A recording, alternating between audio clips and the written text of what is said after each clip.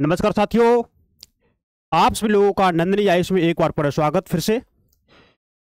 और आप लोग अपने आईएएस की प्रवेश परीक्षा जो आपकी 25 मई 2025 को होगी, आप उसके लिए मेहनत कर रहे होंगे और आप लोगों ने फॉर्म भर दिया होगा, ऐसी हमारी आशा है। और आज का हमारा जो टॉपिक है आपकी यूपीएससी प्रीलिम्स और आपके मेंस के लिए जो इम्पोर्टेंट टॉपिक है, जहाँ से क्वेश्चन अधिक मात्रा पूछे जाते हैं, जो आप अपने पीवाई को उठा के देखेंगे तो आपको मालूम पड़ेगा कि यहाँ से क्वेश्चन बनते हैं, हर बार बनते हैं, जिसका नाम है प्राकृतिक वनस्पति तथा वन्य प्राणी। प्राकृतिक वनस्पति कौन कौन सी होती है, वन्य प्राणी कौन कौन से होते हैं, इनका हमारे मानव जीवन में क्या इंपॉर्टेंस है, और जिनका हमारे मानव जीवन में इंपॉर्टेंस होता है यूपीएससी आपका वही से क्वेश्चन बनाती है। तो ये आपका इतना इंपॉर्टेंट टॉपिक है कि जैसे आपको हम बता दें कि हमने आपको पहले बताया है कि आपका इन्वायरमेंट और ज्योग्राफी दोनों मिलाकर के 35 क्वेश्चन हर साल पूछे जाते हैं, लगभग 35 क्वेश्चन हर साल पूछे जाते हैं। और आज जो मानव की जो भूख बढ़ी हुई है ना, अधिक पैसा कमाने की, अधिक विस्तारवादी करने की, अधिक खेती की जो भूमि है, भूमि का विस्तार करता जा रहा है, इस वजह से जो हमारी जो पर्यावरण है वो इफेक्ट होता जा रहा है, प्रभावित होता जा रहा है। और इस वजह से हमारी यूपीएससी यहाँ से अधिक क्वेश्चन पूछ रही है आपके एनवायरमेंट से। और एक रोल ये भी है कि आपकी यूपीएससी में आईएफएस का एग्जाम भी प्री के साथ ही होता है, मतलब यूपीएससी के साथ प्री में ही होता है, इस वजह से भी इसका योगदान अधिक है। तो जिनका ज्योग्राफी अच्छा है और जो क्लास 6 के एनसीईआरटी पढ़ लेते हैं तो उनको बहुत अधिक हेल्प मिलेगी। उसके बाद थोड़ा आप अपना इतिहास देख लीजिए, इकोनॉमी देख लीजिए, पॉलिटी देख लीजिए, आपका प्रीलिम्स एग्जाम सफल हो, मतलब क्वालिफाई हो जाएगा। सीसेट आप कर ही रहे होंगे, है ना, उसका भी हम प्रैक्टिस कराएंगे, आपको कराएंगे भी उसकी। तो ये है हमारा ये प्राकृतिक वनस्पति तथा वन्य प्राणी जो हमारा चैप्टर है, जो क्लास 9 की ज्योग्राफी का अध्याय नंबर 5 है, जो उपयोगी है आपके एग्जाम के लिए, इंपॉर्टेंट है। आप पीवाई को उठा के देखिए, यहाँ से 2 क्वेश्चन 3 क्वेश्चन 4 क्वेश्चन हर बार बने हुए हैं आपके एग्जाम में। तो इस टॉपिक से संबंधित हम क्या एक कहावत बोल सकते हैं कि हमारा भारत देश है महान, जिस देश में पाई जाती है कई जान। मतलब हमारा भारत देश महान तो है, लेकिन इसमें कई प्रकार की जानें पाई जाती हैं। जाने मतलब कई प्रकार के जीव जंतु पाए जाते हैं, वनस्पतियां पाई जाती हैं, पशु पक्षी पाए जाते हैं, है ना। मानवों में भी अंतर देखने को मिलता है, क्योंकि जलवायु में अंतर है आपके भारत देश में। आपने अपवाद तंत्र पढ़ा है, आपने भौतिक स्वरूप आपने पढ़ा है, इससे जो भी पहले टॉपिक हो चुके हैं आपने वो पढ़ा है। तो आप जब उनको पढ़ते आ रहे तो आपको समझ थोड़ा विकसित हो रही होगी, आपको समझ पा रहे होंगे कि हमारा भारत देश कैसे महान है, और उसमें वनस्पति कैसे पाई जा रही है, और उसमें वन्य प्राणी कैसे पाए जा रहे हैं। तो हम इन चीज़ों को हम विस्तार से इसमें देखेंगे, अध्ययन करेंगे। तो आप हमारे इस सेशन में शुरू से लेकर एंड तक बने रहिए। तो दोस्तों, आपसे रिक्वेस्ट है कि आप हमारे नंदनी आईएएस के यूट्यूब चैनल को सब्सक्राइब करें, वीडियो को लाइक करें, और इस लिंक को दोस्तों को शेयर करें, दोस्तों ग्रुप में डालें, उनको भेजें, क्योंकि ये जो इंपॉर्टेंट टॉपिक है उन तक पहुंच सके। चलिए शुरू करते हैं, है ना। तो क्या आपने कभी अपने स्कूल, घर या आसपास के मैदानों में भांति भांति के वृक्ष, मतलब अलग अलग प्रकार के वृक्ष, झाड़ियां तो आप जानते होंगे, घास तथा पक्षियों को देखा है आपने? भाई आपने अपने स्कूल के आसपास या अपने घर के आसपास जहां भी आप रहते हैं, क्या आपने तरह तरह के वृक्ष देखे हैं, पक्षी देखे हैं, झाड़ियां देखी हैं? क्या वह एक ही प्रकार के हैं, क्या वो अलग अलग प्रकार के हैं? जो आपने जो देखी है, क्या वो एक ही तरह के हैं, क्या वो अलग अलग प्रकार के हैं? तो भारत एक विशाल देश है। कैसा है? विशाल देश है। अतः इसमें आप अनेक प्रकार की जैव रूपों की कल्पना कर सकते हैं। मतलब यहाँ पर अनेक प्रकार के जीव जंतु पाए जाते हैं, अनेक प्रकार की वनस्पतियां पाई जाती हैं। अब देखिए, हमारा देश भारत विश्व के मुख्य 12 जैव विविधता वाले देशों में से एक है। जो भी विश्व के मुख्य 12 जैव विविधता वाले देश हैं, उनमें से हमारा भारत देश एक है ना, एक है। लगभग 47,000 विभिन्न जातियों के पौधे पाए जाते हैं अपने भारत देश में, और इसी वजह से आप देखेंगे कि लगभग 47,000 विभिन्न जातियों के पौधे पाए जाने के कारण यह देश विश्व में 10वें स्थान पर और एशिया में 4थे स्थान पर आता है। विश्व में यह देश 10वें स्थान पर आएगा, लेकिन ये एशिया में 4थे स्थान पर आएगा। क्यों आएगा? क्योंकि यहां पर 47,000 विभिन्न प्रकार की जातियों के पौधे पाए जाते हैं, इस वजह से आएगा। आगे हम देखेंगे भारत में लगभग 15,000 फूलों के पौधे हैं। कितने? 15,000 फूलों, मतलब फूलों के पौधे हैं। 15,000 फूल बहुत हो गए। तो 15,000 फूलों के पौधे हैं, जो कि विश्व में फूलों के पौधों का 6% है। कितना है? 6%। जहां से आपकी यूपीएससी में स्टेटमेंट बन सकता है फूलों वाला, है ना। अगर आपने पढ़ा तो आप सही कर देंगे। इस देश में बहुत से बिना फूलों के पौधे हैं, इस देश में पौधे तो है लेकिन उन पर फूल नहीं लगते। देखिए जैसे कि आप फर्न देखेंगे, फर्न, शैवाल, शैवाल को हम एलेगी भी बोलते हैं, है ना, कवक जैसे हम फंजाई भी बोलते हैं, ये पाए जाते हैं, इनमें फूल नहीं होते। भारत में लगभग 90,000 जातियों के जानवर, कितने, लगभग 90,000 जाति जानवर पाए जाते हैं भारत में। और तथा विभिन्न प्रकार की मछलियां यहाँ पर पाई जाती हैं, ताजे तथा समुद्री पानी की यहाँ पर मछलियां पाई जाती हैं विभिन्न तरह की। और लगभग 90,000 जातियां यहाँ पर जानवरों की पाई जाती हैं भारत देश में, इसलिए तो हमारा भारत देश महान है। प्राकृतिक वनस्पति का अर्थ है कि वनस्पति का वह भाग, कौन सा, वह भाग जो मनुष्य की सहायता के बिना अपने आप पैदा होता है, वो होती है हमारी प्राकृतिक वनस्पति, जिसमें मनुष्य का कोई भी सहयोग नहीं होता, मनुष्य की कोई भी सहायता नहीं होती, वो अपने आप स्वतः ही पैदा होती है, उसको हम बोलते हैं प्राकृतिक वनस्पति। लंबे समय तक मानवीय प्रभाव नहीं पड़ता इन पर, और इसीलिए हम इनको बोलते हैं अच्छत वनस्पति। क्या बोलते हैं, अच्छत वनस्पति, जो स्वतः ही पैदा होती है, जो स्वतः ही पैदा होती है, उन पर मानव का लंबे समय तक कोई प्रभाव नहीं पड़ता। ये अच्छत वनस्पति का कॉन्सेप्ट आपको समझ में आया होगा। अतः विभिन्न प्रकार की कृषिगत फसलें, अब इसमें कृषिगत फसलें भी तो होती है भारत देश में, विभिन्न प्रकार की तरह तरह की फसलें होती है, कृषि वाली, कृषि करते हैं लोग तरह तरह की, गन्ना, जूट, कपास, गेहूं, दलहन, तिलहन, ये क्या है, विभिन्न प्रकार की फसलें हैं। फल आप देख रहे होंगे, फल और बागान, जो बाग बगीचे देखते हैं ना, बागान, बड़े बड़े बागान जो आप देखते हैं जिसमें एक ही प्रकार की फसल उगाई जाती है बड़े बड़े क्षेत्रफलों में, वो बागान हो गया, है ना। और जैसे कई कई बगीचे लगा देते हैं।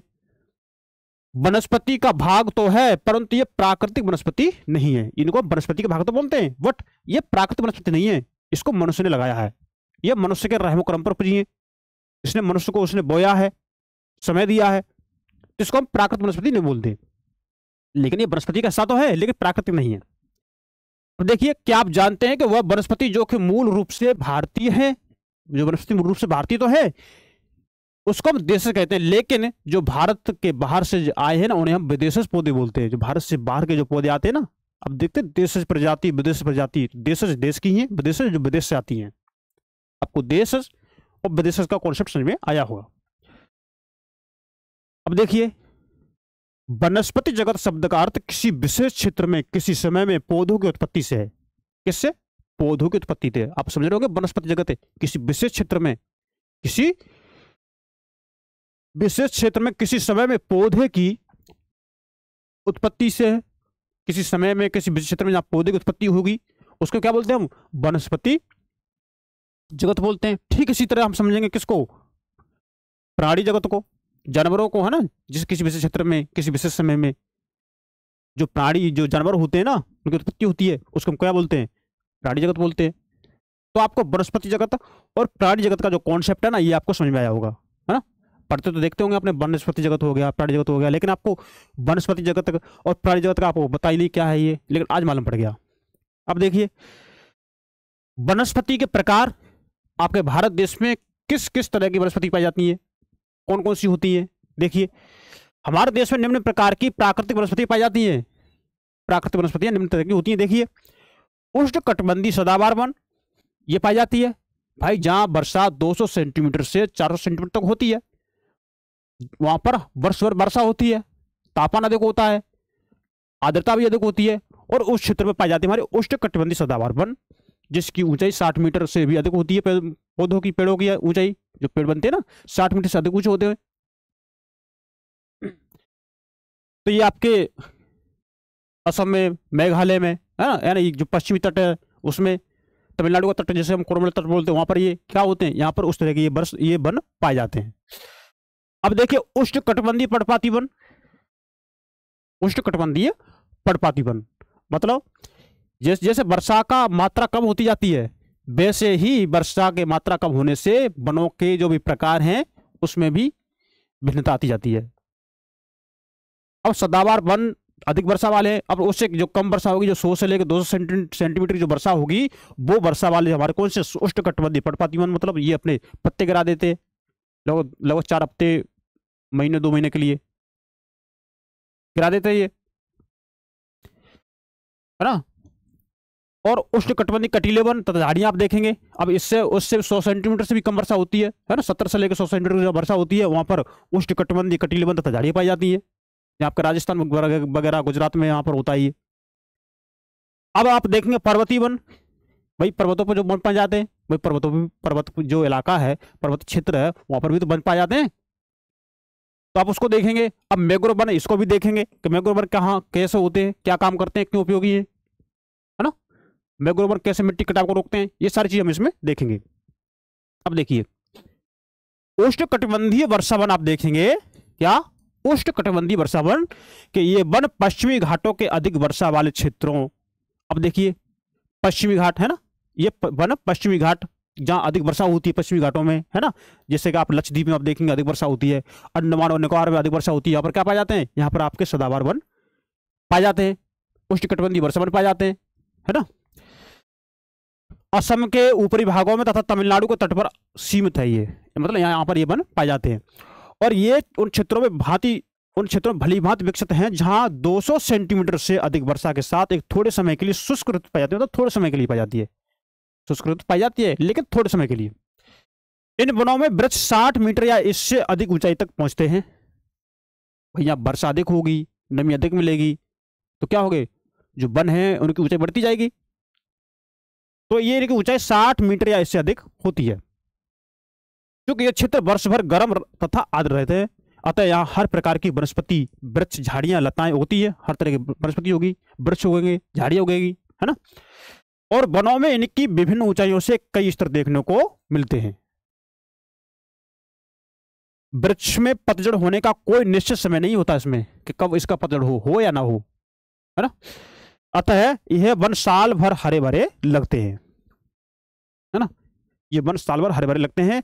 इनमें, इन वनों में आप देखेंगे, इन वनों में पाए जाने वाले व्यापारिक महत्व के कुछ वृक्ष, जैसे आप कौन कौन से जो वृक्ष है जिनका उपयोग व्यापारिक महत्व के लिए किया जाता है, देखिए आपका आबनूस हो गया, जिसे हम एबोनी बोलते हैं, ये वृक्ष किसके लिए उपयोगी है, आपके व्यापारिक महत्व के लिए उपयोगी है। महोगनी, रोजवुड, रबड़ और शिकोना, ये व्यापार से संबंधित है। अब ये देखिए जो आपको भारत देश का इसमें मैप दिया गया है, ये जो आपको क्षेत्र दिख रहा है ना, ये असम हो गया आपका, ये नागालैंड हो गया, मणिपुर हो गया, मिजोरम, त्रिपुरा, पश्चिम, ये आपका पश्चिम बंगाल हो गया, है ना। और आपका ये देखिए तमिलनाडु तट हो गया ये वाला, और ये आपका पश्चिमी तट हो गया, है ना। और ये आपका अंडमान निकोबार द्वीप में आप देख सकते हैं, है ना। तो यहाँ पर वर्षा अधिक होती है, आर्द्रता अधिक होती है, यहाँ पर गर्मी भी अधिक होती है, और इस वजह से यहाँ पर वन अधिक मात्रा में ऊंचे पहुंच जाते हैं। 60 सेंटीमीटर से अधिक, 60 मीटर से अधिक वर्षा की वजह, आप देखेंगे वर्षा की वजह से ये वृक्ष 60 मीटर से अधिक ऊंचे हो जाते हैं। अब ये क्षेत्र, इसमें देखिए आपका उत्तर प्रदेश भी आता है, इसमें आपका आपका बिहार भी आता है, आपका झारखंड भी आता है, आपका उड़ीसा भी आता है ना, उड़ीसा, आपका छत्तीसगढ़ भी आता है, आपका मध्य प्रदेश भी आता है, इसमें आपका महाराष्ट्र भी आता है, आपका तेलंगाना भी आता है। इसमें क्या है, इसमें पर्णपाती वन पाए जाते हैं। क्यों, यहाँ पर 100 से लेकर 200 सेंटीमीटर तक वर्षा पाई जाती है यहाँ पर, इस वजह से। और आप देखेंगे यहाँ पर, ये राजस्थान हो गया, गुजरात हो गया, यहाँ पर कैसे कटीले वन पाए जाते हैं, झाड़ियाँ पाई जाती हैं। क्यों, यहाँ वर्षा 70 से लेकर 100 सेंटीमीटर होती है और उससे भी कम होती है, इस वजह से, है ना।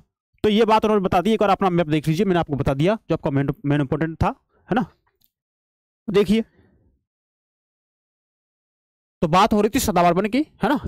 तो इन वनों में सामान्य रूप से पाए जाने वाले जानवर हाथी, बंदर, लेमूर और हिरण हैं। इनमें अब जो वन पाए जा रहे हैं, इनमें जानवर कौन कौन से होंगे, देखिए इनमें जानवर आपका हाथी हो गया, आपका बंदर हो गया, आपका लेमूर हो गया, आपका हिरण हो गया, तो ये यहाँ पर पाए जाते हैं। एक सींग वाले आप गेड़े देख सकते हैं यहाँ पर, है ना। तो एक सींग वाले गेड़े आपके असम और पश्चिमी बंगाल के दलदली क्षेत्र में मिलते हैं, जिनका एक सींग होता है, आपने गेड़ा देखा होगा, इनका एक सींग होता है ना। तो ये आपके पश्चिम बंगाल और असम के जो भी दलदली भूमि है जहाँ वर्षा अधिक होती है, ये वहां पर मिलते हैं, है ना। इसके अतिरिक्त इन जंगलों में कई प्रकार के पक्षी, अब पक्षी कौन कौन से देखिए, इसमें कई प्रकार के पक्षी होते हैं, इसमें चमगादड़ तथा कई रेंगने वाले जीव भी पाए जाते हैं इसमें आपके सदाबहार वन में। अब देखिए ये आपके सदाबहार वन स्थल पर था ना, ये उष्णकटिबंधीय सदाबहार वन का चित्र दे रखा है इन्होंने। अब देखिए जो आपकी जो वृक्ष है ना, 1.5 मीटर से लेके 5 मीटर तक जो भी वृक्ष होते हैं उसको हम बोलते हैं झाड़ी परत। क्या बोलते हैं, झाड़ी परत। 5 मीटर से लेके जो भी 20 मीटर तक जो भी वृक्ष होते हैं उसको हम बोलते हैं नवीन वृक्ष, मतलब नए नए वृक्ष है। और जो 20 मीटर से लेके जो 40 मीटर तक का जो होता है ना, इसको बोलते हैं बिताना परत। क्या बोलते हैं, बिताना परत। और आप 40 मीटर से लेकर 60 मीटर तक का जो भी परत है ना, इसे बोलते हैं निर्गत परत। और जिसकी अधिकतम ऊंचाई कितनी है, अधिकतम ऊंचाई 60 मीटर या इससे थोड़ी अधिक हो सकती है इन वृक्षों की। तो क्या है आपके, ये आपके सदाबहार वन है। आई होप आपको ये कॉन्सेप्ट समझ में आया होगा और इसमें कुछ भी समझने को है नहीं है, सारी बातें हमें अपनी, अगर आपने पढ़ा है सही से तो आप इसे कोरिलेट कर पा रहे होंगे। देखिए, उष्णकटिबंधीय पर्णपाती वन, उष्णकटिबंधीय पर्णपाती वन। अब हमने उष्णकटिबंधीय सदाबहार वन तो देख लिया, अब हम देखेंगे उष्णकटिबंधीय पर्णपाती वन। ये क्या होती है भैया, देखिए ये भारत में सबसे बड़े क्षेत्र में फैले हुए वन है। भारत में अधिक मात्रा में जो फैले हुए वन कौन से हैं, वो यही है उष्णकटिबंधीय पर्णपाती वन। अच्छा हाँ, इन्हें मानसूनी वन भी कहते हैं।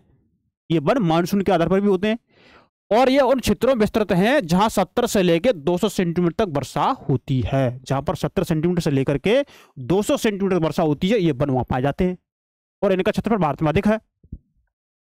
इस प्रकार के वनों में वृक्ष शुष्क ग्रीष्म ऋतु में 6 से 8 सप्ताह के लिए अपनी पत्तियां गिरा देते हैं। मतलब लगभग मान लीजिए 6 से 8 सप्ताह, मतलब 1.5 महीने 2 महीने समय हो गया, तो 1.5 महीने 2 महीने समय तक के लिए पत्तियां अपनी गिरा देते हैं। जब इन्हें पानी की कमी महसूस होती है, ये अपनी पत्तियां गिरा देते हैं। जैसे पानी इनको मिला, पत्तियां फिर पुनः दोबारा हरी भरी हो जाती हैं। क्यों, ये मानसून से संबंधित है, मानसून पर डिपेंड है, इसलिए ये इनका ये रोल होता है। अब देखिए, जल की उपलब्धि के आधार पर इन वनों को आर्द्र तथा शुष्क पर्णपाती वनों में विभाजित किया जाता है। जल की उपलब्धता के अनुसार, है ना, इनको वनों को आर्द्र तथा शुष्क पर्णपाती वनों में विभाजित किया जाता है। आर्द्र पर्णपाती और शुष्क पर्णपाती वन। अब देखिए, इनमें से आर्द्र या नम पर्णपाती वन उन क्षेत्रों में पाए जाते हैं जहां 100 से लेकर 200 सेंटीमीटर तक वर्षा होती है। जहां 100 से लेकर 200 सेंटीमीटर वर्षा होती है उसको हम बोलते हैं आर्द्र या नम पर्णपाती वन। अतः ऐसे वन देश के पूर्वी भागों में, कहां पर, पूर्वी भागों में, उत्तर पूर्वी राज्यों, हिमालय के गिरिपथ प्रदेशों में, झारखंड में, पश्चिम उड़ीसा, छत्तीसगढ़ तथा पश्चिमी घाटों के पूर्वी ढालों में पाए जाते हैं। जो पश्चिमी घाटों जो पूर्वी ढाल होते हैं उनमें पाए जाते हैं। सागौन इन वनों की सबसे प्रमुख प्रजाति है ना। आर्द्र पर्णपाती या नम पर्णपाती वनों की जो भी सागौन है, तो सागौन इन वनों की सबसे प्रमुख प्रजाति है। इसमें बांस, साल, शीशम इसमें मिलते हैं, बांस भी मिलते हैं, साल भी, इसमें साल भी मिलती है और शीशम भी मिलता है। और देखिए इसमें क्या मिलता है, चंदन, रवेर, कुसुम ये मिलते हैं इसमें। अर्जुन का वृक्ष भी इसमें मिलता है, सहतूत मिलते हैं इसमें। ये वृक्ष व्यापारिक महत्व वाली प्रजातियां हैं। ये किसके लिए संबंधित है, ये आपके व्यापार के लिए इंपॉर्टेंस है, तो इसलिए आपकी यूपीएससी क्वेश्चन बना देती है, यही तो वजह है। अब देखते हैं हम शुष्क पर्णपाती वन। हमने आर्द्र पर्णपाती वन और नम पर्णपाती वन हमने देख लिया। अब हम देखेंगे शुष्क पर्णपाती वन। वन उन क्षेत्रों में पाए जाते हैं जहां वर्षा 70 सेंटीमीटर से 100 सेंटीमीटर के बीच होती है। जहां वर्षा 70 सेंटीमीटर से लेके 100 सेंटीमीटर के बीच होती है उसे हम बोलते हैं शुष्क पर्णपाती वन। आपको समझ में आ रहा होगा। ये वन प्रायद्वीपीय पठार के ऐसे वर्षा वाले क्षेत्रों में होते हैं, जैसे आप देखेंगे उत्तर प्रदेश में आप इसको देखेंगे, बिहार के मैदान में देखेंगे इसको, शुष्क पर्णपाती वनों को, है ना। तो ये विस्तृत क्षेत्रों में पाए जाते हैं। प्राय सागौन, साल, पीपल, नीम के वृक्ष ये उगते हैं। कैसे हैं ये आपके शुष्क पर्णपाती वृक्ष हैं आपके। ये इन क्षेत्रों के बहुत बड़े भाग कृषि कार्य में प्रयोग होते हैं। इन क्षेत्रों के बहुत बड़े भाग कृषि कार्य में प्रयोग होते हैं। शुष्क पर्णपाती वनों को जो क्षेत्र है ना, तो वहां पर जब शुष्क पर्णपाती क्षेत्र है तो उनमें गैप भी होगा ना। जब गैप होगा तो जमीन वैसी होगी उसकी उपजाऊ, मतलब खेती के लिए बना सकते हैं उसको हम, क्षेत्रफल अधिक है। तो ये बहुत बड़े भाग कृषि कार्य में प्रयोग हेतु साफ कर दिए गए हैं और कुछ भागों में पश्चाड़ भी होता है ना। इस वजह से उनको गैप मिला, उन्होंने कृषि के लिए इनको साफ कर दिया, काट दिया, और कुछ जो जगह बची यहाँ पर पशु की चराई भी होती है। चित्र आप देखिए, उष्णकटिबंधीय पर्णपाती वन आप देखिए, ये चित्र दे रखा है इन्होंने, है ना। इसमें नीम का भी पेड़ है, साल का, है ना, शीशम का भी होगा उसमें। आपके बिहार में, आपके यूपी में शीशम उगता है, हमारे यहाँ शीशम होता है। इन जंगलों में पाए जाने वाले जानवर प्राय सिंह। अब देखिए इन जंगलों में जानवर कौन कौन से होते हैं। इन जंगलों में जानवर देखिए, सिंह, शेर, सुअर, हिरण, हाथी है, यहाँ पर ये पाए जाते हैं। और विविध प्रकार के पक्षी, जैसे, है ना, विविध प्रकार के पक्षी पाए जाते हैं। यहाँ पर छिपकली, सांप, कछुए भी यहाँ पर पाए जाते हैं आपके पर्णपाती, शुष्क पर्णपाती वन में। तो हमारा आपका ये इसमें देखिए उष्णकटिबंधीय पर्णपाती वन हो गया, नम पर्णपाती वन या आर्द्र पर्णपाती वन हो गया हमारा, शुष्क पर्णपाती वन हमारा हो गया। ठीक है, अब हम देखेंगे कटीले वन तथा झाड़ियां। क्या देखेंगे? कटीले वन तथा झाड़ियां। तो आपको टॉपिक थोड़ा अच्छा लग रहा होगा क्योंकि इंपॉर्टेंट टॉपिक है, और हम जब भारत देश में जा रहे हैं तो हमें पता होना चाहिए कि हमारे देश में कौन कौन से किस किस तरह की जलवायु पाई जाती है, किस तरह के वृक्ष पाए जाते हैं, किस तरह के जीव जंतु पाए जाते हैं, हमें पता होना चाहिए, है ना। और आपको पता हो इसलिए आपकी यूपीएससी क्वेश्चन बनाती है ना। देखिए, जिन क्षेत्रों में 70 सेंटीमीटर से कम वर्षा होती है, अब देखिए जो क्षेत्र होते हैं ना जिनमें 70 सेंटीमीटर से कम वर्षा होती है, वर्षा की मात्रा कम होगी, तो क्या होगा? वहां प्राकृतिक वनस्पति में कटीले वन तथा झाड़ियां पाई जाती हैं। वहां जो वन प्राकृतिक होंगे उनमें वनस्पति जो पाई जाएगी वो कटीली होगी और वो झाड़ियां होगी। क्यों? उनको उन जैसा वर्षा मिल ही नहीं पा रही, उन जैसा जल नहीं मिल पा रहा जो अपनी वृद्धि कर सकें, तो उस एरिया में ऐसे ही पौधे होंगे जो उस पर्यावरण के अनुकूल अपने को ढाल सके, है ना। तो आप देखेंगे इस प्रकार के कटीले वन तथा झाड़ियां पाई जाती हैं। इस प्रकार की वनस्पति देश के उत्तरी पश्चिमी भागों में पाई जाती है। कहां पर? देश के जो उत्तर पश्चिमी भाग आप देखेंगे, आप राजस्थान देखेंगे, आप गुजरात देखेंगे, यहाँ पर पाई जाती है। जैसी देखिए इसमें, जिनमें गुजरात हो गया, राजस्थान हो गया, छत्तीसगढ़ हो गया, मध्य प्रदेश है ना, उत्तर प्रदेश, हरियाणा के अर्ध शुष्क क्षेत्र सम्मिलित हैं इनमें, मतलब यहाँ पर ये वन पाए जाते हैं। अब देखिए, अकासिया, खजूर को हम पाम भी बोलते हैं, तो अकासिया, खजूर, पाम है ना, यूफोरबिया तथा नागफनी को हम कैक्टाई भी बोलते हैं। क्या बोलते हैं? कैक्टाई। यहाँ की ये मुख्य पादप प्रजातियां हैं। क्या है? यहाँ की मुख्य पादप प्रजातियां हैं। इन वनों के वृक्ष बिखरे हुए होते हैं। कैसे बिखरे हुए होते हैं? मतलब दूर दूर होते हैं। क्यों दूर दूर होते हैं? क्योंकि भैया पानी नहीं है, पानी कम है, और इसीलिए इनकी जड़ें लंबी लंबी फैल जाती हैं, बहुत क्षेत्र में फैल जाती हैं पानी की वजह से, है ना। इनकी जड़ें लंबी तथा जल की तलाश में चारों ओर फैली होती हैं। पत्तियां प्रायः छोटी होती हैं। पत्तियां कैसे छोटी छोटी होती हैं? छोटी क्यों होती है? कि सूर्य का प्रकाश तेज पड़ता है और इसमें जो भी जल बेचारे कहीं इधर से इकट्ठा करके ला रहे हैं, ऐसा ना हो कि पत्तियों पर जैसे प्रकाश पड़े और जल बाष्पीकरण होकर ऊपर उठ जाए, ऐसा ना हो। इसलिए इनकी पत्तियां कैसे छोटी होती है, नुकीली होती हैं, कांटेदार होती हैं, क्योंकि इनका पानी इनके अंदर संचित बना रहे, सूर्य का प्रकाश का इस पर कोई असर ना पड़े, इस वजह से, जिनसे बाष्पीकरण कम हो सके, और शुष्क भागों में झाड़ियां और कटीले पादप पाए जाते हैं। तो आई होप आपको ये कॉन्सेप्ट समझ में आ रहे होंगे। तो देखिए, कटीले वन तथा झाड़ी आप देख रहे होंगे, है ना। नागफनी है आपका, ये आप क्या नागफनी है, सर नागफनी बोलते हैं। और आपके ये क्या जो कांटेदार वृक्ष बोलते हैं, जैसा बबूल बोलते हैं, है ना, ये आपके पाए जा रहे हैं। देखिए और भी वृक्ष होंगे। देखिए, इन जंगलों में प्राय चूहे, खरगोश, लोमड़ी, भेड़िए, शेर, सिंह, जंगली गधा, घोड़े तथा ऊंट पाए जाते हैं। यहाँ पर ये आपके ये जीव जंतु पाए जाते हैं। अब देखिए पर्वतीय वनों को देख लेते हैं हम, जो पर्वतों पर पाए जाते हैं, हम उन वनों को देखेंगे। देखिए, पर्वतीय क्षेत्रों में तापमान की कमी तथा ऊंचाई के साथ साथ प्राकृतिक वनस्पति में भी अंतर दिखाई देता है।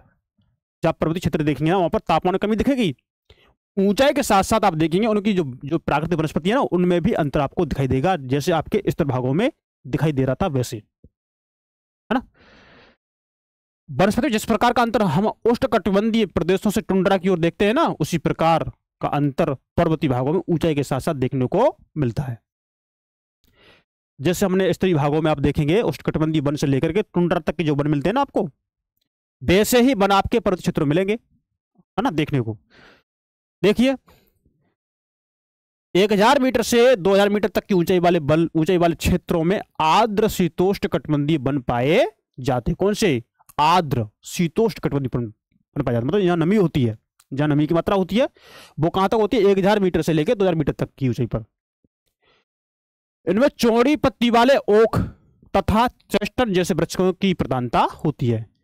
भाई जहां पर आर्द्र पर्णपाती वन है ना, वर्षा अधिक हो रही है, तो वहां पर जो वृक्ष होंगे उनकी पत्तियां चौड़ी चौड़ी होंगी, है ना, क्योंकि अधिक मात्रा में पानी खींचती है वो, और अधिक मात्रा में वो पानी को बाहर निकालना चाहती हैं, इसलिए उनकी पत्तियां कैसी होती है? चौड़ी होती हैं। राजस्थान में आप देखेंगे उनकी पत्तियां पतली कांटे जैसी क्यों होती हैं? क्योंकि बेचारे कहीं ढूंढ ढूंढ के पानी लेके आते हैं वो, अब वो इतना तेज धूप होता है वहां पर, अब वो अपने जो जीवन चला रहे हैं वृक्ष वहां के कटीले वृक्ष, तो अपने पानी को कैसे उड़ने दें वो, इसलिए उनकी पत्ती पतली होती है, जिससे उनका पानी बाष्पीकृत नहीं होता। तो ये अंतर आप समझ सकते हैं ना। अब देखिए, 1500 से लेके 3000 मीटर की ऊंचाई के बीच शंकुधारी वन पाए जाते हैं यहाँ पर।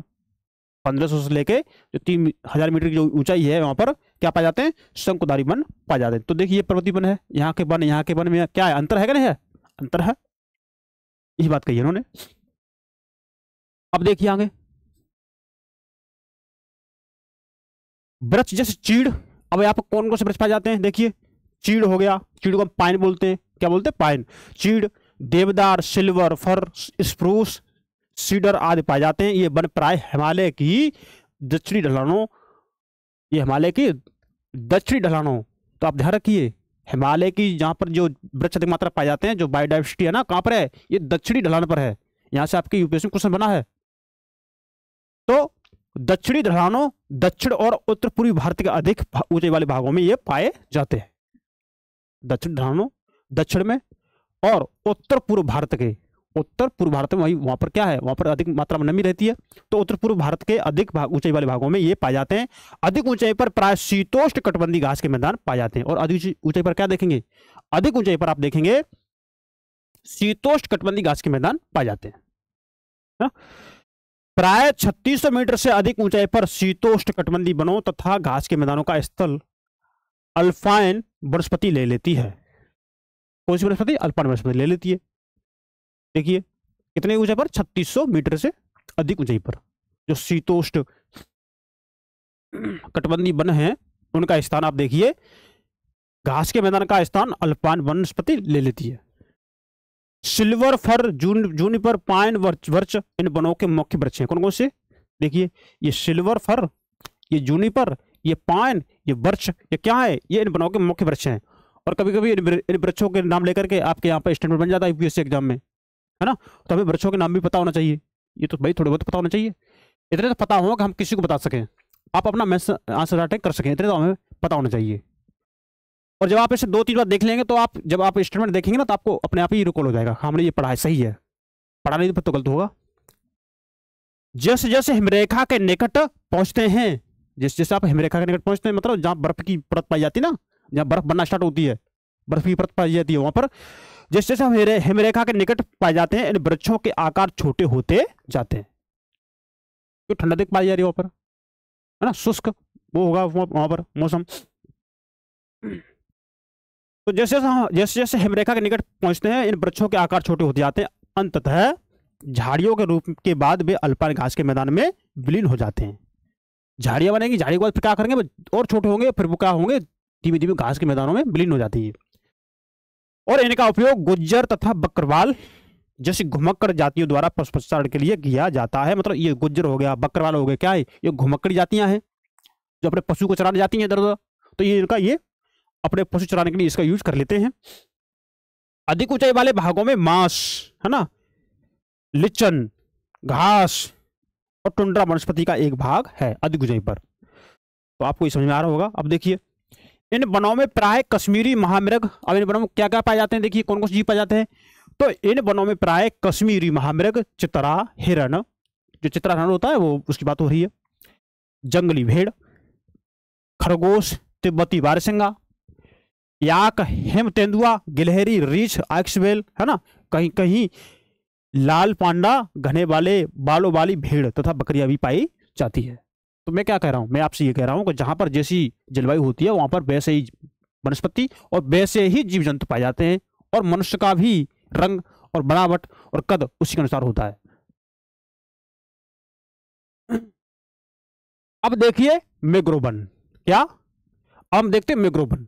देखिए यह वनस्पति तटवर्ती क्षेत्रों में जहां ज्वार भाटा आते हैं, जहां ज्वार भाटा आते हैं, तटवर्ती इलाका, भाई जहां एक तरफ सागर है एक तरफ स्थल है, तो बीच में तटवर्ती इलाका होगा, नहीं होगा, होगा। तो यह वनस्पति तटवर्ती क्षेत्रों में जहां ज्वार भाटा आते हैं, और ज्वार भाटा आते हैं तो क्या होता है, मिट्टी कटती है। भाई अब की जो मिट्टी है जो उसका कटाव होता है, जमाव भी होता है ना। तो आप देखेंगे यह वनस्पति तटवर्ती क्षेत्रों में जहां ज्वार भाटा आते हैं कि सबसे महत्वपूर्ण वनस्पति है। मिट्टी और बालू इन तटों पर एकत्रित हो जाती है, और घने मैंग्रोव एक प्रकार की, आप देखेंगे क्या करते हैं, घने मैंग्रोव एक प्रकार की, इसमें देखेंगे एक प्रकार की वनस्पति है। क्या है, वनस्पति है, घने मैंग्रोव। तो ये जो आपको जो वृक्ष दिख रहा है ना, ये वाला, ये जिसकी जड़ें पानी में है ना, और ये क्या है, तटवर्ती क्षेत्र है ये, और यहाँ पर जो भी इसका जो बालू वगैरह है यहाँ पर इकट्ठी हो जाती है, मतलब ये मिट्टी का कटाव नहीं होने देता, मतलब ये मिट्टी का कटाव नहीं होने देगा, और यहाँ की जो बाढ़ वगैरह जो होती है उसको रोके रखता है, हवाओं को भी रोके रखता है ये, है ना। तो ये मैंग्रोव वन है ये, आप देख रहे हैं। तो क्या है ये भी एक प्रकार की वनस्पति है। अब देखिए, जिसमें पौधों की जड़ें, अब देखिए इसमें पौधों की जड़ें पानी में डूबी रहती हैं, मैंग्रोव वन के पौधे हैं ना, इसकी जड़ें पानी में डूबी रहती हैं, और गंगा, ब्रह्मपुत्र, महानदी, गोदावरी, कृष्णा, कावेरी नदियों के डेल्टा भाग में यह वनस्पति मिलती है। कहाँ कहाँ मिलती है आपकी, ये आपकी गंगा मिलती है, ब्रह्मपुत्र, महानदी, गोदावरी, कृष्णा, कावेरी, ये नदियों के डेल्टा क्षेत्र है, यहाँ पर ये वनस्पति मिलती है। गंगा ब्रह्मपुत्र डेल्टा में सुंदरी वृक्ष पाए जाते हैं। जो आपका गंगा और ब्रह्मपुत्र का डेल्टा बनता ना, सुंदरबन डेल्टा, वहां पर सुंदरी वृक्ष पाए जाते हैं, जिससे मजबूत लकड़ी प्राप्त होती है। सुंदरी वृक्ष से क्या होता है, मजबूत लकड़ी मिलती है। और नारियल, ताड़, क्योड़ा, एंगार, है ना, एंगार के वृक्ष भी इन भागों में पाए जाते हैं। कहां पर, आपके गंगा ब्रह्मपुत्र डेल्टा में, है ना। इस क्षेत्र का रॉयल बंगाल टाइगर प्रसिद्ध जानवर है। कहाँ का, आपके गंगा ब्रह्मपुत्र डेल्टा का जो सुंदरी वृक्ष पाए जाते हैं ना, सुंदरीवन डेल्टा, वहां का ये आपका ये रॉयल बंगाल टाइगर प्रसिद्ध जानवर है। अगर आपकी यूपीएससी में स्टेटमेंट बन जाए तो आप इसे सही कर देंगे, आपको याद आएगा ये।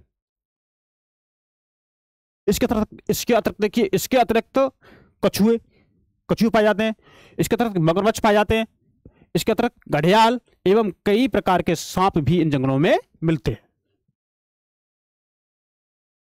अब देखिए वन्य प्राणी, है ना, अब क्या देखेंगे, वन्य प्राणी देखेंगे। तो दोस्तों आपसे रिक्वेस्ट है कि आप हमारे नंदिनी IAS के यूट्यूब चैनल को सब्सक्राइब करें, और इसकी वीडियो का जो भी लिंक है ना, आप अपने दोस्तों को भेजिए।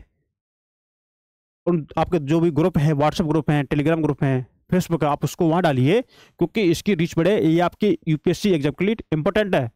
और जब हम आपको यहाँ से जब क्वेश्चन दिखाएंगे, फिर आप कहेंगे खास हमने पढ़ लिया होता, खास हमने पढ़ लिया होता तो हमारा एग्जाम निकल गया होता, फिर आपके मन में ये विचार ना आए बाद में। इसलिए हम आपसे कह रहे हैं इसे शेयर कीजिए। तो वनस्पति की भांति ही भारत विभिन्न प्रकार की प्राणी संपत्ति में भी धनी है। वनस्पति जैसे आपका भारत देश वनस्पति है, भारत देश में वनस्पति की संपत्तिवान है, वैसे ही आपका भारत देश विभिन्न प्रकार के प्राणी की संपत्ति में भी धनी है। और जनसंख्या की संपत्ति तो भारत में है ही, है ना। कितनी जनसंख्या भारत देश में देखिए आप, यहां जीवों की लगभग 90,000 प्रजातियां मिलती हैं। क्या मिलती हैं, जीवों की लगभग 90,000 प्रजातियां मिलती हैं। और देश में लगभग 2000 से अधिक, आप देखेंगे नीचे कुछ है, 2000 से अधिक पक्षियों की प्रजाति पाई जाती है। देखिए कितनी यहाँ बायोडाइवर्सिटी आपके भारत देश में, है ना। यह कुल विश्व का 13% है। कितना, कुल विश्व का 13%। देखिए कितना बड़ा योगदान है इसका, कुल विश्व का 13%, है ना। और यहाँ मछलियों की संख्या आप देखेंगे, मछलियों की 2546 प्रजातियां हैं। कितनी, 2546 प्रजातियां हैं। और जो विश्व की लगभग 12% है। कितनी, विश्व की लगभग 12%, बहुत अधिक है, बहुत अधिक है भाई। भारत में विश्व के 5 से 8% तक उभयचरी, सरीसृप तथा स्तनधारी जानवर भी पाए जाते हैं। तो देखिए आपके इसमें स्टेटमेंट भी बता दिया ना, मतलब उनका डाटा भी बता दिया। अब देखिए स्तनधारी जानवरों में हाथी सबसे अधिक महत्वपूर्ण है। जो स्तनधारी जानवर है उनमें सबसे अधिक महत्वपूर्ण क्या है, हाथी है। आप देखेंगे ये हाथी आपके असम, कर्नाटक और केरल के उष्ण तथा आर्द्र वनों में पाए जाते हैं। कहां पर, आपके जो भी आर्द्र वन है, कौन कौन से, आपके असम का, कर्नाटक, है ना, और आपके केरल के जो भी उष्ण, गर्म तथा जो आर्द्र, जो जिसमें नमी रहती है, तो ये इनमें पाए जाते हैं, है ना। अब देखिए एक सींग वाले गेड़े अन्य जानवर हैं। यहाँ पर एक सींग वाले जो जानवर क्या है, गेड़े हैं, ये भी पाए जाते हैं। और जो पश्चिम बंगाल तथा असम के दलदली क्षेत्रों में ये रहते हैं गेड़े, है ना। कच्छ के रण तथा थार मरुस्थल में क्रम से जंगली गधे, अब जो कच्छ का रण है, थार का मरुस्थल है, यहाँ पर क्या जंगली गधे मिलेंगे आपको, और ऊंट भी मिलते हैं यहाँ पर आपको।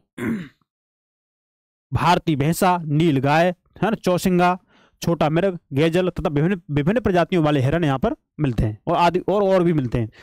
कुछ अन्य जानवर है जो भारत में पाए जाते हैं, है ना। और यहाँ बंदरों की भी अनेक प्रजातियां पाई जाती हैं। तो देखिए क्या आप जानते हैं कि भारत जीव सुरक्षा अधिनियम सन 1972 में लागू किया गया था। और कभी कभी तो सीधा सीधा आपकी यूपीएससी में यहां से सीधा सीधा स्टेटमेंट बना है। 1972 जगह उन्होंने 1971 करके क्वेश्चन पूछा है उन्होंने, और क्वेश्चन लोगों ने गलती भी किए थे, लेकिन जिनको पता 1972 उन्होंने सही किए थे, है ना। तो आपके ऐसे कभी कभी क्वेश्चन बन जाते हैं जो हम उन पर ध्यान नहीं देते और वो हमारे गलत हो जाते हैं, और वही हमारा स्कोर कम कर देते हैं, और हमारी परीक्षा जो क्वालिफाई होती है ना वो रुक जाती है। तो इसलिए हमें हर चीज़ पर ध्यान देना है। हम आपकी एनसीईआरटी जो पढ़ रहे हैं, आपको पढ़ा रहे इसलिए पढ़ा रहे हैं। अब देखिए, आपके भारत देश में इनके अलावा आपके भारत देश में, हमारे भारत देश में ये औषधि पादप भी पाए जाते हैं, जिनका उपयोग हम औषधि के रूप में करते हैं। देखिए कौन कौन से हैं, क्या क्या। देखिए, भारत प्राचीन समय से अपने मसालों तथा जड़ी बूटियों के लिए विख्यात रहा है, ये तो आप जानते ही हैं, बहुत पहले से विख्यात रहा है। और इसका आपके देश भारत से प्राचीन काल में इसका व्यापार भी होता आ रहा है ना। व्यापार के यहाँ पर लोग कई लोग इस मसालों के लिए व्यापार करने के लिए आए थे। तो यही तो हमारा भारत देश महान है। आयुर्वेद में लगभग 2000 पादपों का वर्णन है। आयुर्वेद में लगभग 2000 पौधों का यूज किया जाता है। कम से कम 500 तो निरंतर प्रयोग में आते रहते हैं। 500 जो पौधे हैं, जो पादप हैं, वो तो निरंतर प्रयोग में आते रहते हैं 500। और विश्व संरक्षण संघ ने लाल सूची के अंतर्गत 352 पादपों की गणना की है, जिन्हें हम लाल सूची में रखा गया है, जिसमें से 52 पादप अति संकटग्रस्त हैं। कैसे 52 जो पादप है अति संकटग्रस्त, मतलब इसमें संकटग्रस्त ज्यादा है, और 49 पादपों को विनष्ट होने का खतरा है। भारत में प्राय औषधि के लिए प्रयोग होने वाले कुछ निम्नलिखित पादप हैं। कुछ जो पादप हैं जो आपके आसपास मिल जाएंगे, कुछ पादप हैं जिनको आप देखते होंगे आसपास हैं, और हम इनका यूज अपने औषधि में कर सकते हैं। देखिए, आपने सर्पगंधा सुना होगा। क्या सर्पगंधा? तो यह रक्तचाप यानी बीपी को, है ना, बीपी, किसी का बीपी हाई लो होता है ना, बीपी हाई लो, तो ये सर्पगंधा रक्तचाप के निदान के लिए प्रयोग होता है, और केवल भारत में ही ये पाया जाता है। कहां पर? भारत में, केवल भारत में पाया जाता है ये सर्पगंधा। अब देखिए, जामुन, आपने जामुन खाए होंगे, है ना, वर्षा के मौसम में जामुन काले काले होते हैं, वो आपने खाए होंगे। तो उसके पके हुए फल से जो सिरका बनाया जाता है, जो जामुन से क्या बनता है, सिरका बनता है, जो अचार वगैरह किसी में इनमें यूज होता है सिरका, है ना। और जो कि वायु सारी और मूत्रवर्धक में यूज होता है ये, और इसमें पाचन शक्ति के भी गुण पाए जाते हैं जामुन के सिरके के, है ना। अब देखिए, बीज का बनाया हुआ पाउडर, जामुन का जो भी बीज है ना, उनका हम पाउडर बना लेते हैं। लेकिन गांव में क्या करते हैं, वो जामुन खाया फेंक दिया, उसकी गुठली होती है ना, बीज फेंक दिया ऐसे, उन्हें पता ही नहीं है। लेकिन उनके बीज का बनाया हुआ पाउडर मधुमेह यानी डायबिटीज में रोग में सहायता करता है, मतलब डायबिटीज को कम करता है। तो देखिए क्या है ये हमारे पास आसपास है कि नहीं है।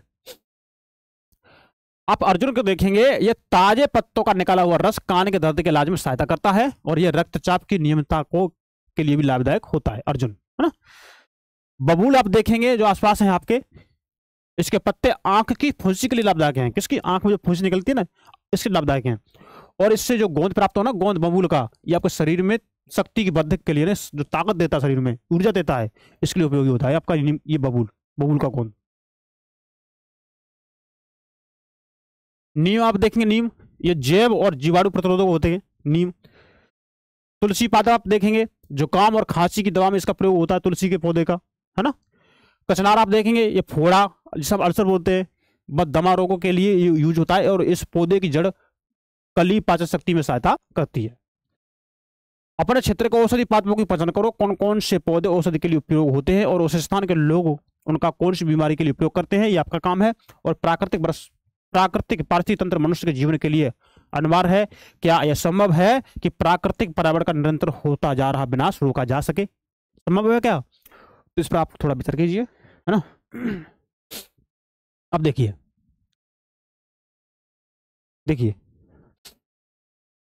क्या आप चित्र देखकर बता सकते हैं कि यह किस प्रकार का वन है? किस क्षेत्र में आप कितने प्रकार के वृक्षों को पहचान सकते हैं? अपने क्षेत्र में पाई जाने वाली वनस्पति तथा इस वनस्पति में आप किस प्रकार समानता असमानता पाते हैं, ये तो लिख दिया, आप इस पर विचार कीजिए। देखिए, भारत विश्व का अकेला देश है, भारत विश्व का अकेला देश है जहां शेर तथा बाघ दोनों पाए जाते हैं। तो भारत विश्व का एक ऐसा देश है जहां पर शेर और बाघ दोनोों पाए जाते हैं। भारतीय शेरों का प्राकृतिक वास स्थल गुजरात में गिर जंगल में है। कहां पर? गिर जंगल में। जो आपके जो भारतीय शेर है ना, ऐसे शेर बोलते हैं हमने, जो भारतीय शेरों का जो प्राकृतिक वास स्थल कहां पर है? गुजरात के गिर जंगल में, है ना। आप इसे याद रखिए।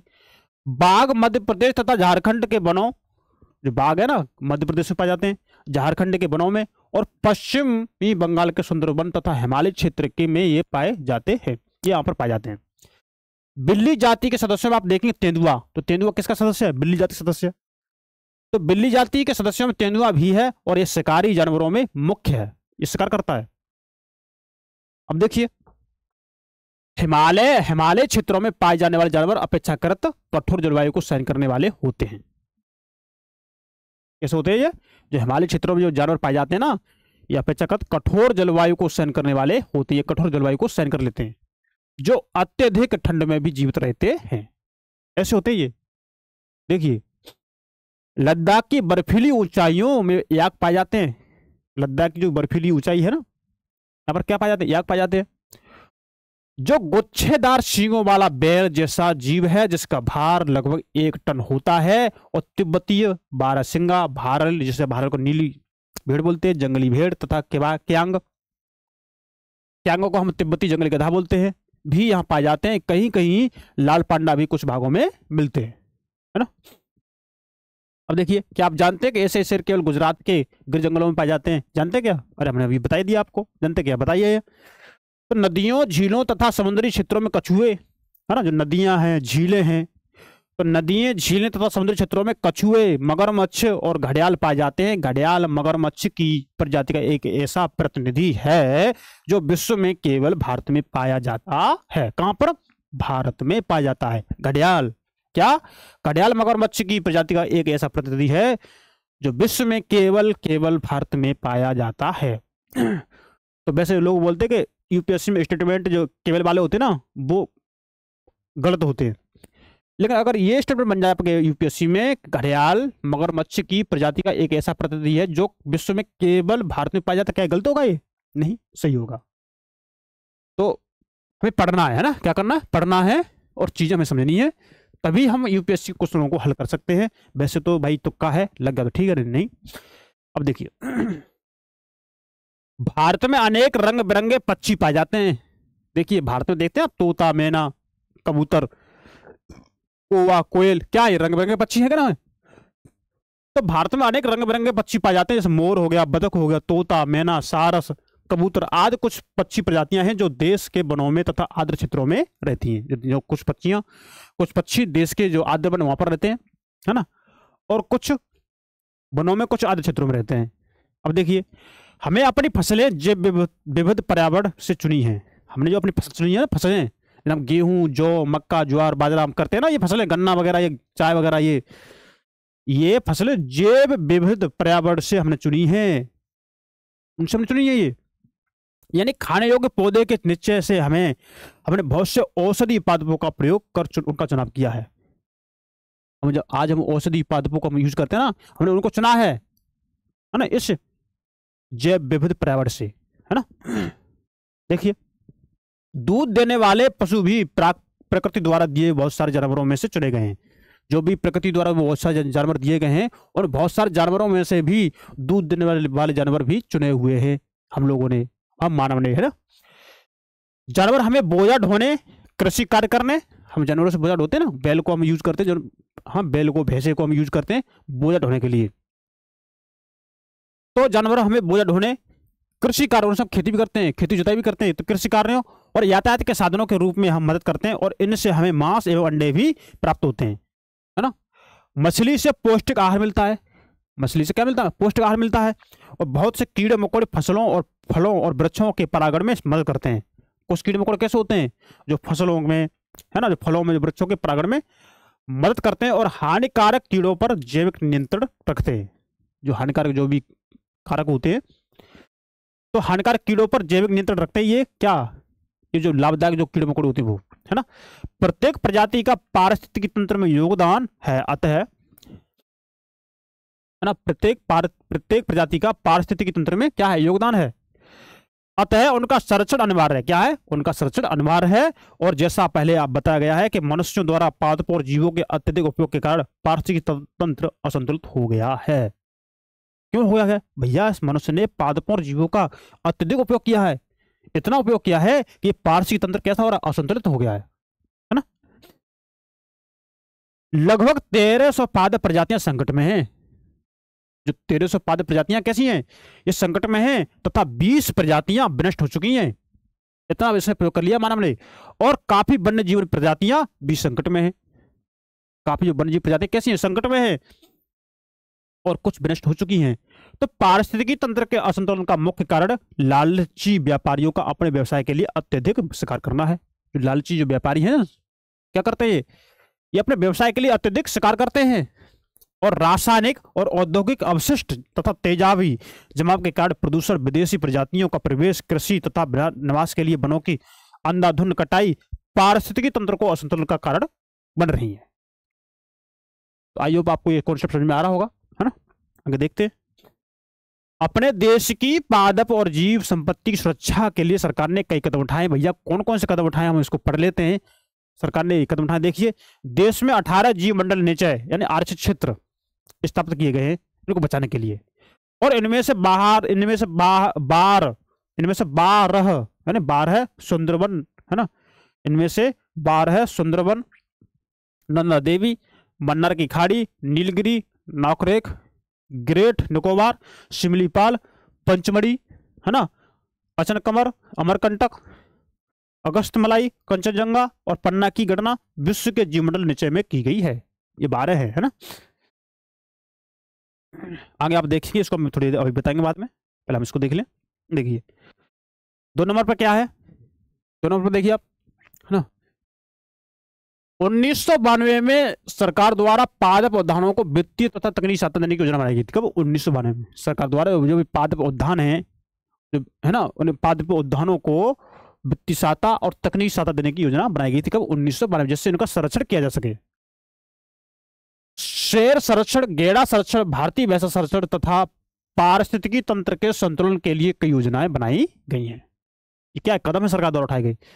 103 नेशनल पार्क, 535 वन्य प्राणी अभ्यावन, है ना, और कई चिड़ियाघर राष्ट्र की पादप और जीव संपत्ति के रक्षा के लिए बनाए गए हैं। हम सभी को अपनी अतिजीवता के लिए प्राकृतिक पारिस्थितिकी तंत्र के महत्व को समझना चाहिए। अतिजीवता के लिए हमें प्राकृतिक जो पारिस्थितिकी तंत्र है इसके महत्व को समझना चाहिए, और यह तब संभव है जब प्राकृतिक पर्यावरण का अंध विनाश तत्काल समाप्त कर दिया जाए, तभी यह संभव हो सकता है, वैसे नहीं, है ना। अब देखिए 18 जीव मंडल निचय है ना, आरक्षित क्षेत्र आप देख लीजिए, है ना। आपका सुंदरवन हो गया, आपके मन्नार की खाड़ी हो गई, नीलगिरी होगी, नंदा देवी होगी, नौकरेख, है ना, ग्रेट निकोबार, मानस, शिमलीपाल, दिहांग दिबांग, डिब्रू साइक, है ना, डिब्रू साइक बोवा, अगस्तमलाई, कंचनजंगा, पंचमढ़ी, है ना, अचनकमर, अमरकंटक, कच्छ, है ना, ठंडा रेगिस्तान, शेष अचलम, ये पन्ना, ये क्या है? 18 जीव मंडल निचय हैं, है ना। और हम आपको ये थोड़ा बता दिए, थोड़ा रह गया था। देखिए जो आपके जो रेड पॉइंट है ना, रेड पॉइंट, ये क्या है? ये आपका वन्य प्राणी उद्यान है, वन्य प्राणी अभ्यारण्य है। और आपका जो स्टार वाला चिन्ह है क्या है? पक्षी अभ्यारण्य है ना। और आपकी नेशनल पार्क क्या है? ये त्रिकोण है ब्लू कलर का, आप इसे देख लीजिए। चंद का आप देखेंगे, ये कहाँ है? ये आपके पश्चिम बंगाल में पाया जा रहा है, पश्चिम बंगाल में ही होगा सर ये चंद का, है ना, यहाँ तक।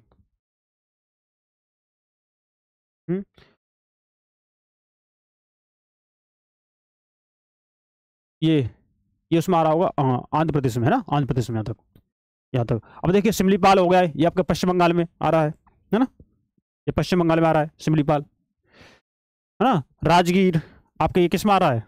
झारखंड में आ रहा है ये, है ना। चंद्रप्रभा, दुदुबा, शिवपुरी, है ना, कॉर्बेट, राजाजी, है ना, सरस्का, केवलादेव, घाना, रणथंबोर, गिर। तो हमने आपको कहा कान्हा, तादो, संजय गांधी, है ना, और कवाल, पोचगरम, है ना, अटूनगरम। और ये हमने आपको कहा आप अपना एक अपने पास मैप रखें, उसमें देखेंगे भारत के राज्यों की स्थिति कहाँ कहाँ तक है, और उसके अनुसार आप देख सकते हैं ये कहाँ कहाँ पाए जा रहे हैं। तो दोस्तों आज का हमारा टॉपिक फिनिश हुआ, है ना, यहीं तक था हमारा।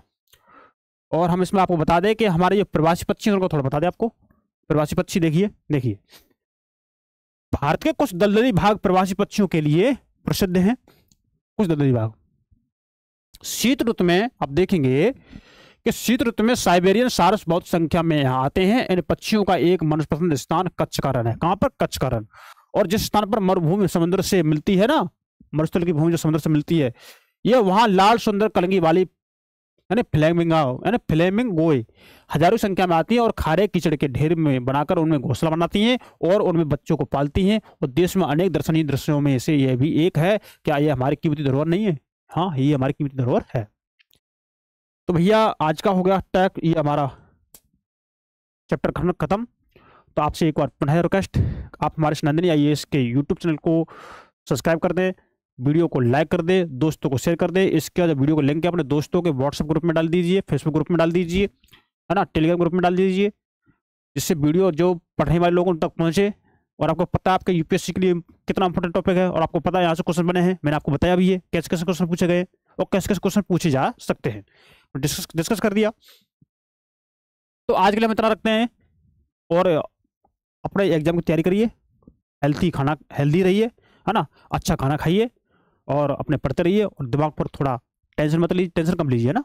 तो आज के लिए इतना रखते हैं, मिलते हैं नेक्स्ट क्लास में। नमस्कार, थैंक यू, धन्यवाद, बाय बाय, गुड बाय।